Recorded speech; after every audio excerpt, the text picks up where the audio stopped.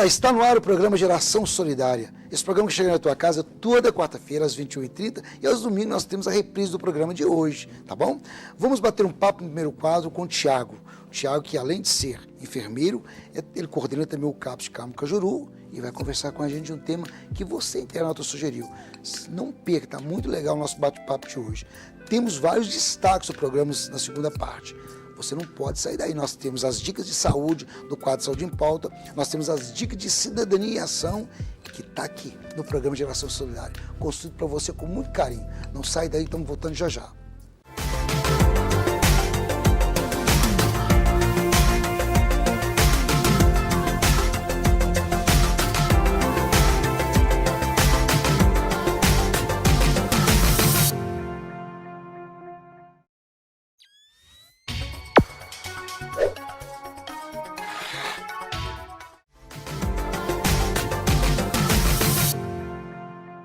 Aí, programa Geração Solidária, como falei anteriormente, já anunciei, Tiago Ramos, esse grande amigo e ser humano iluminado, né? Professor, coordenador do CAPS, Carmo Cajuru, um ser humano assim, cheio de bênçãos e de luz.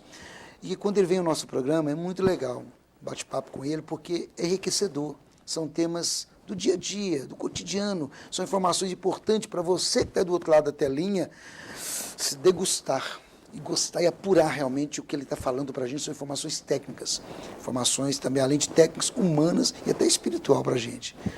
O que fazer se há um exagero nesses usos, na medicalização? Ou se o que fazer para lidar com isso e tentar frear, barrar um pouco e se organizar? Sim. Né? Para ajudá-lo. Para ajudar, exato. Geraldinho, eu acho que isso tem que ser um movimento que tem que ser mais, também tem que ser horizontal, mas também tem que ser mais vertical. Sim. Tem que ser dos sistemas de saúde para baixo. Né?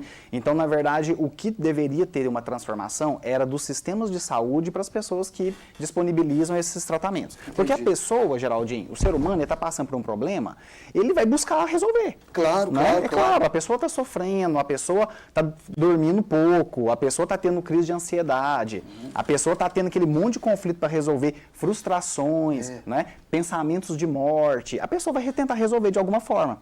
E aí ela vai até um médico e o próprio médico prescreve. Então, ou seja, esse movimento ele tem que vir de cima para baixo. E aí quando eu falo movimento vir de cima para baixo, Geraldinho, eu estou querendo dizer, por exemplo, de iniciativas... De programas de saúde da família? Programas de saúde, não só programas de saúde da família, como o PSF, sim, né? sim. Mas programas de saúde, de uma forma geral, que tratem as pessoas, que acompanhem as pessoas sem o uso imediato da medicação. Te cito um exemplo. Existe uma abordagem hoje chamada diálogo aberto, ela iniciou na Finlândia, né? Isso lá na década de 80. Nós passamos a estudar isso de 10 anos para cá, aqui nesse lado de cá, né? Mas na América Latina. Eles não entram, é uma equipe de psiquiatra, de psicólogo, de enfermeiro, de assistente social, né? Várias especialidades. Uma pessoa tem uma crise psicótica, às vezes. Pode ser depressiva, pode ser pânico, pode ser crise psicótica. Essa equipe, ela vai até a casa, ela inicia um acompanhamento com aquela pessoa sem entrar com a medicação. Faz várias reuniões com aquela pessoa, observando até ela sair da crise, sem entrar com a medicação. Que legal. Então, por exemplo, a Finlândia tem dados, Geraldinho, dados muito bacana, de pessoas que têm uma crise psicótica e eles passaram a acompanhar, até 2, 5 anos depois, a pessoa nunca teve mais crise nenhuma. Só de diálogo, só com diálogo. Então, ou seja, 86% das pessoas voltavam a trabalhar, casavam, levavam uma vida bacana, né? Agora, naqueles centros tradicionais, que já entrava com antipsicótico, que já entrava com antidepressivo, que já entrava com benzodiazepínico, né? Direto, a pessoa aí, por volta de 20% a 25% é que conseguia ter uma vida boa, enquanto no outro, quase 90%. Então, assim, por exemplo, hoje em Carmo Cajuru, no CAPS, a gente está implementando o diálogo aberto, desde janeiro que a gente tem feito isso.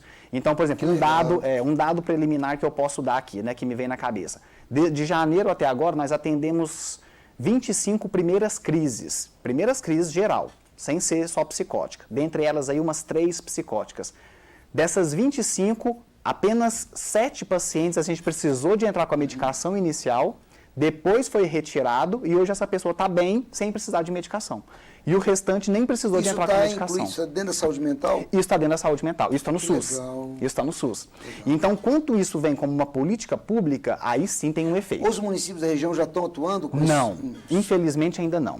Né? Nós estamos no movimento no Brasil, a gente tem estudado mais isso. Europa, Estados Unidos, o pessoal já tem estudado mais, mas aqui no Brasil, muito poucas iniciativas que eu tenho notícia, né, hoje no Brasil atuando é Carmo do Cajuru. Vou dar um exemplo, claro. Quem passou por algum consultório médico sabe que de vez em quando chegam alguns representantes lá dentro.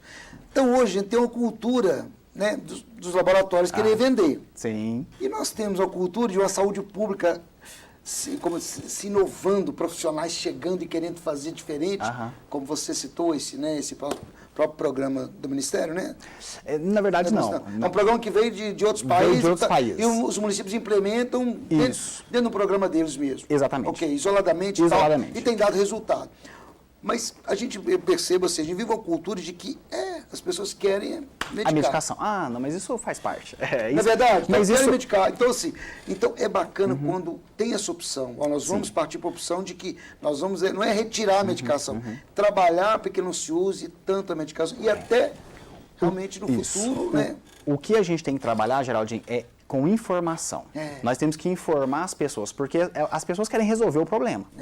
Estão no direito delas, quem não quer, né? Claro. E aí a pessoa, é lógico que vem um diálogo, aí vem um outro diálogo, as pessoas querem uma pressa para resolver, então elas acham que a medicação vai resolver. Só que quando você senta e você mostra, olha, os estudos hoje falam que tem esse efeito negativo você entrar com a medicação.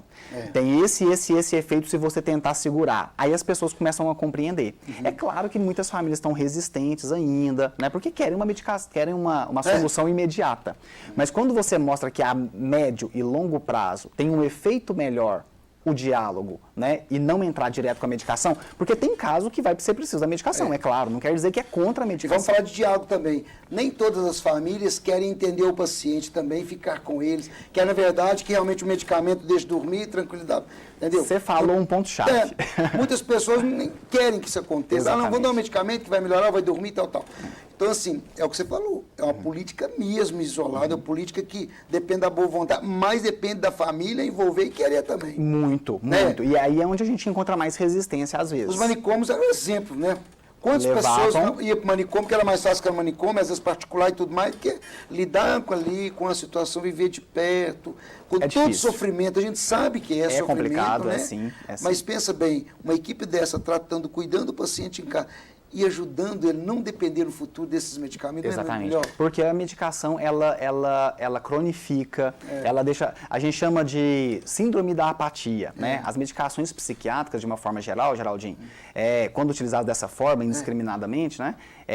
Elas causam essa síndrome da apatia, que a pessoa fica mais, ela não tem proatividade, né? Ela fica mais lentificada, ela tem uma diminuição da sua função cognitiva, então por isso que a maioria deles não conseguem trabalhar depois de um largo uso, né, nesse sentido. Então quando a gente fala dessas iniciativas, Geraldinho, que é essa coletiva de política pública, mas que é da própria pessoa, né? Que é individual, que é quando a própria pessoa busca. Por quê?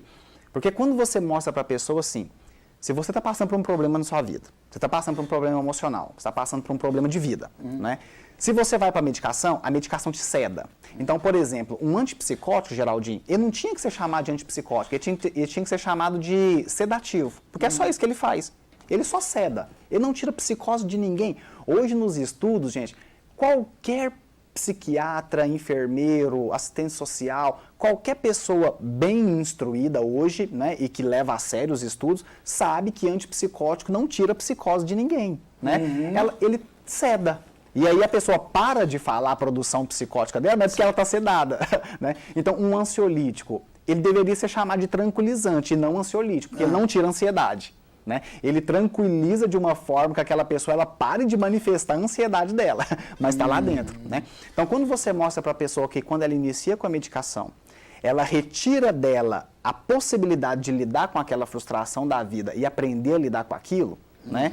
Esse é que é o problema, porque tanto Hipócrates, né, lá, criador da medicina já falava isso, né?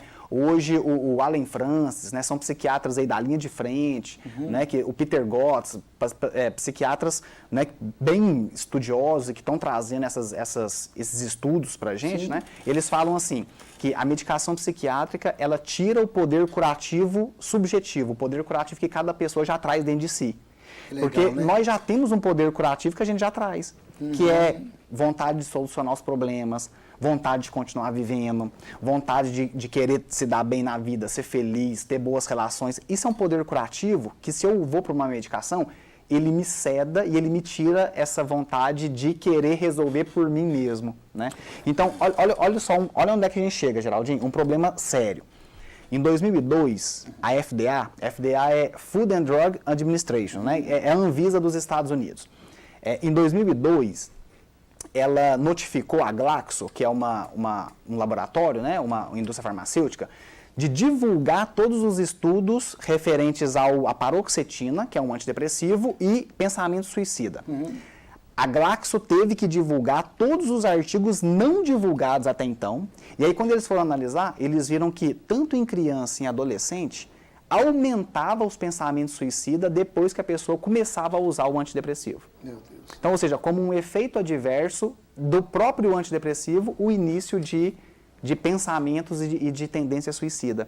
Então, ou seja, hoje já são obrigados a colocar, né, mesmo que seja na bula ou em alguma propaganda, que pode levar a pensamento suicida, tanto para criança, para adolescente, para adulto. Então, olha o risco que a gente está correndo. Por isso o acompanhamento, né? Por isso o acompanhamento. Então, as pessoas têm que buscar modificação de hábitos de vida, atividade física. Reino Unido tem um programa hoje muito bacana com atividade física para depressão. Então, hoje, na saúde da família deles, uma pessoa busca, por causa de uma depressão, um tratamento, eles começam primeiro com mudança de hábitos de vida e atividade física. E psicoterapia, claro. Claro. Acompanhamento psicológico. Importantíssimo. Passou aí 6 meses, 1 ano, aí sim a pessoa não apresentou melhora, talvez aí entra com uma medicação. Né? Os cuidados dos pacientes psiquiátricos, né, com sofrimento mental, na rede toda, nos programas de saúde da família, é importante também, né, as unidades também fazer esse trabalho, esse atendimento e o cuidado, né? Sim. Para que não seja só aquela questão de CAPS e tal, de Exato. hospital psiquiátrico e tudo, né? É interessante para ter pessoas se sentir como, né, uma pessoa comum, que o problema dele é igualzinho de todos, cada um tem uma patologia diferente, mas que... Exatamente. O programa de saúde da família atua nessa forma também. Sim, não, e tem outra informação, Geraldinho, quando você fala disso, porque hoje 80% dos medicamentos psiquiátricos são prescritos por clínicos. Sim. Lá no PSF. Sim. Né, lá no postinho. Né, então, ou seja, o próprio clínico prescreve um psicotrópico, né, que era algo que deveria ser aí uma especialidade da psiquiatria. Sim. Né, mas que mesmo os psiquiatras também hoje não estão sabendo ainda muito como lidar com tudo isso, por causa desses estudos novos que estão mostrando os malefícios da medicação psiquiátrica. Então, por exemplo, tem que alastrar, Geraldinho, e isso tem que ser enquanto política pública, os planos de desprescrição, os planos de redução de benzodiazepínico, de antidepressivo, né? Então, você tem... Isso é política isolada. De município, porque o Ministério, acho que vocês não atuar. E aí a população, às vezes, sofre porque isso não vem de cima para baixo. Não vem, né? É verdade. Não vem. Porque o senhor João lá da esquina, que vai lá no médico, e ele sai de lá com uma prescrição de um clonazepam. Mas né? é da visibilidade. Quando tem alguém que fazia uso e teve um programa desse atuando firmemente, um paciente desse, e aconteceu essa mudança maravilhosa na vida da pessoa, ser divulgado, olha que beleza. Concordo. Teve um acompanhamento de uma equipe toda, aconteceu isso, olha o progresso que teve, agora chegou e tal. Começa a pensar dessa forma também, acho que é legal. Exatamente. Divulgar aquilo que está dando certo contra a medicalização exagerada. Quem sabe um dia chega lá numa política pública, né? Não, Tiago, eu ficaria aqui um dia, uma noite, a gente conversando sobre tantos temas que você traz para a gente. Eu queria que você, telespectador, enviasse para a gente, né, perguntas, temas para o Tiago estar abordando. Tiago, você é o show, menino, você é show, viu? Eu gosto mais do que você aborda no programa, porque são temas assim, técnicos, mas são temas muito profundos, que mexem com a alma, com o comportamento das pessoas. Isso é muito rico para uma TV levar para a sala ali, né, do nosso telespectador que está sentado agora com a família acompanhando, que são temas assim, do dia a dia. Sim, do dia a dia. Nosso, né? De familiares, enfim. Acho que é bacana a gente estar trazendo temas assim. convido mais vezes, você sabe Beleza, disso, né? agradeço. Você é minha figurinha carimbada. Eu agradeço, Geraldinho. Já é meu sócio aqui. Geraldinho, né, hoje é difícil você não ter uma família, alguém que não faz um uso, né? Claro, nem que sim. seja um remédio para dormir ou alguma coisa assim. Então, assim, para quem se interessa, né, para quem gosta de estudar isso, gosta de ver esses efeitos, eu citei muitos números aqui, né? Eu vou deixar uma referência só, né? Anota aí. Vou deixar uma referência só, porque é um livro que traz todos os outros artigos, né? Então, de tudo isso que eu falei, de inúmeros outros artigos. Então, quem se interessa por isso, né? Tem um livro chamado Anatomia de uma Epidemia, né? Anatomia de uma Epidemia, Pílulas Mágicas e aí o aumento das pílulas mágicas. Do Robert Whittaker, né? Que é um jornalista norte-americano, que fez um levantamento, assim, muito bacana desses estudos com antidepressivos, com antipsicóticos, com benzodiazepínicos, com estabilizadores de humor, com estimulantes, né? Ritalina, né? E os efeitos maléficos aí que a Ritalina traz. Então, para quem gosta desse assunto, tá, gente? Anatomia de uma Epidemia, Robert Whittaker. Beleza. E com esse bate-papo com o meu grande amigo Thiago, vou ficando por aqui. Um grande beijo no coração de vocês. Viu? O programa toda quarta-feira, a gente tem encontro marcado.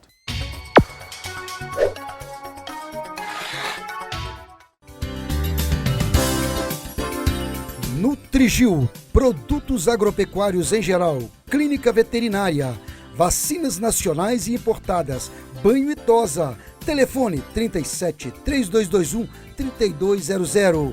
Nutrigil, Rua Pernambuco 161, Centro Divinópolis. Produtos agropecuários é na Nutrigil. Continua lá na rua São Paulo, 1888, pertinho da delegacia. É a referência de localização, Sincal, e a delegacia de trânsito. E o nosso telefone 37 3214 3788 e o WhatsApp também, e o celular, o WhatsApp também, 379 9963 8637.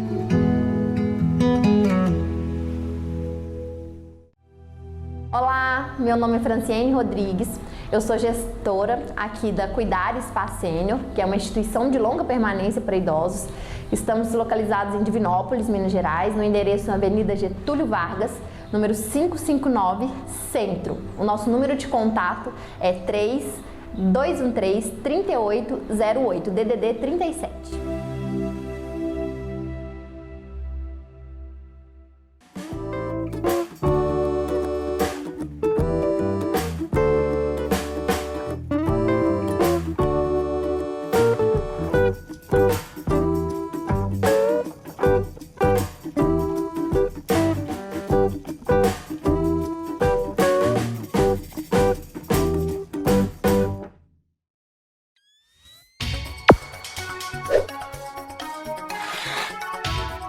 Eu sou Verônica, sou psicopedagoga, trabalho com idosos na estimulação do cognitivo e memória.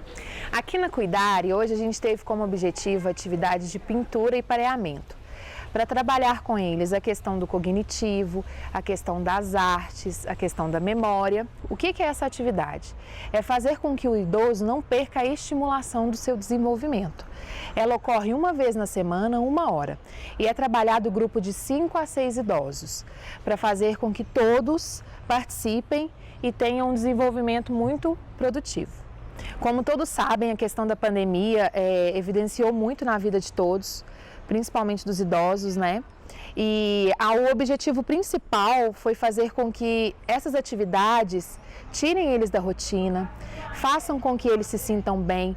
O primordial é o bem-estar, o autoestima, fazer com que eles concluam a atividade de maneira positiva, porque a sensação que eles sentem após a atividade é muito benéfica. E a pandemia, querendo ou não, trabalhou muito a questão do emocional deles, né?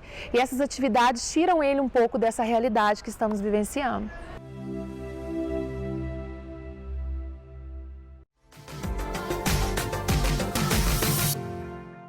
Olá, eu sou a Fernanda Rodrigues, sou médica veterinária e promotora técnica Elanco. Trabalho na Mixvet, que é uma grande parceira aqui da Nutrigil em Divinópolis. Hoje a gente vai falar um pouquinho sobre a importância do combate de pulgas e carrapatos nos cães.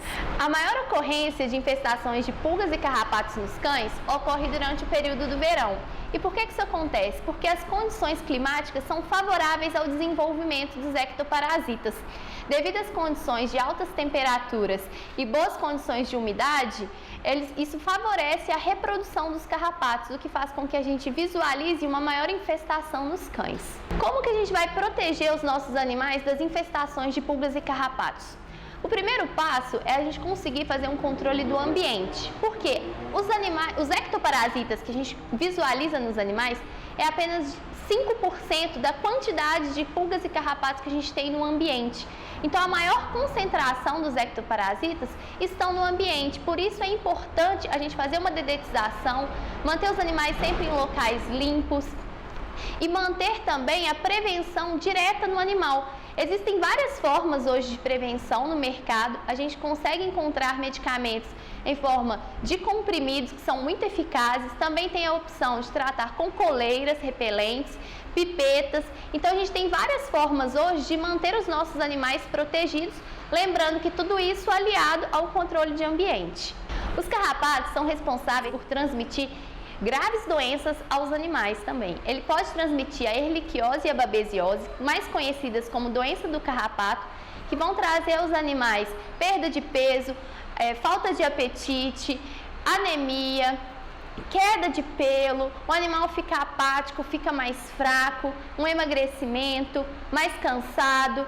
E além disso, os carrapatos podem transmitir também a febre maculosa, que é uma doença grave para os animais e além disso é uma zoonose, então ela pode ser transmitida para nós humanos. E aí um importante detalhe do nosso produto é que o Credelio é o único medicamento no mercado que tem a indicação em bula contra o amblioma cagenense, que é o carrapato estrela, e ele é o principal responsável pela transmissão da febre maculosa. Os comprimidos são muito seguros e a dose máxima recomendada já foi testada até 5 vezes. Então os cães podem estar tomando os comprimidos em segurança sem nenhum risco de intoxicação ou efeito colateral. Então é muito importante a gente fazer essa prevenção dos animais e também o controle das infestações para que a gente proteja tanto os animais quanto nós mesmos de graves doenças como, por exemplo, a febre maculosa. Olá, tudo bem? Meu nome é Lilian, eu gostaria de dizer que eu trabalho no Sindicato das Costureiras, sou psicóloga e hoje estou aqui no Dicas do SOAC para falar um pouquinho para vocês de um tema que eu acredito ser muito importante e urgente hoje. É um tema que talvez a gente pense, nossa, mas ela está aqui falando da importância do brincar?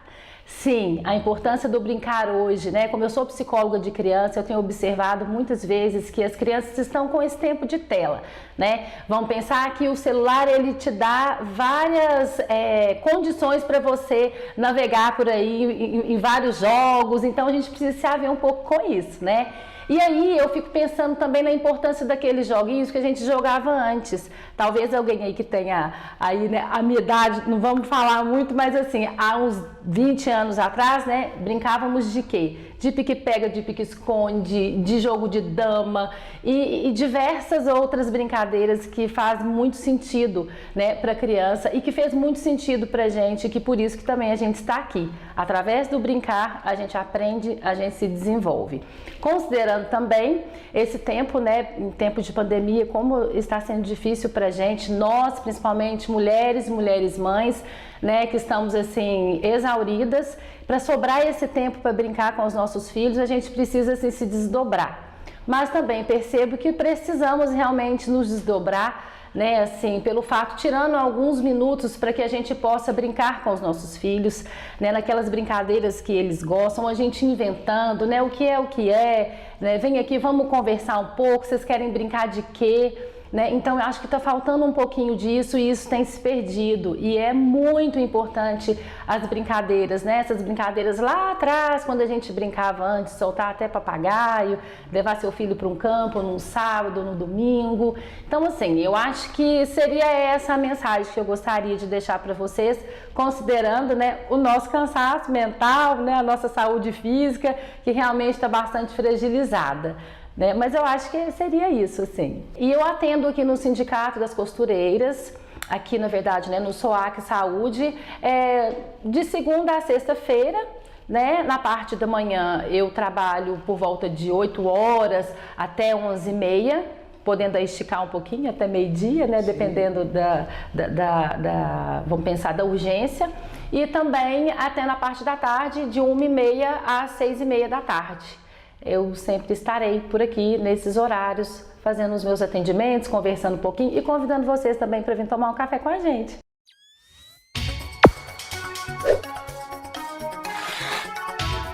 Muito bem, o programa Geração Solidária chega ao final. Espero que você tenha curtido, compartilhe a nossa Onda do Bem, que é o Geração Solidária, divulgue essa Onda do Bem através das redes sociais. Será um prazer muito grande estar compartilhando com você ideias e depoimentos de profissionais e de instituições que conosco interagem e conversam aqui na telinha da TV e nas redes sociais, tá bom?